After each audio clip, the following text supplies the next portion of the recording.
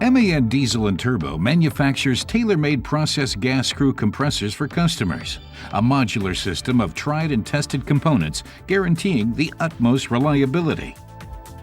Depending on its size, a compressor stage can suck in and then compress volume flows of between about 200 and 100,000 cubic meters per hour.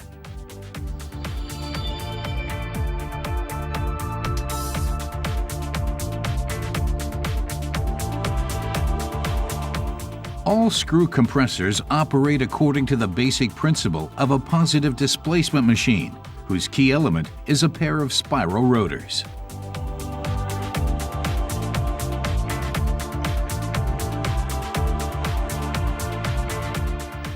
During operation, the rotors turn and the spiral teeth mesh together, forming chambers between the rotors and the casing wall. Rotation causes the chambers to move from the suction or intake side to the compression or discharge side. These chambers are connected to the suction nozzle via ports. As the chambers enlarge, they are filled with gas flowing in through the nozzle. To understand the compression process better, let's look at an individual chamber. It enlarges, is filled with gas, and then closed by a circumferential edge in the casing.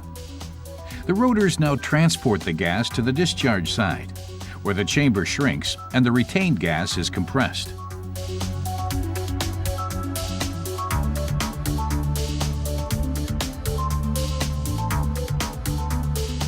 Let's view the process again, this time from below. Once the gas is compressed, the chamber reaches another port connected to a discharge nozzle, and the gas flows out.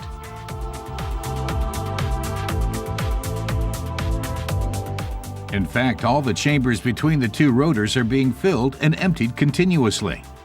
This means that with a screw compressor, the compression process is more or less ongoing.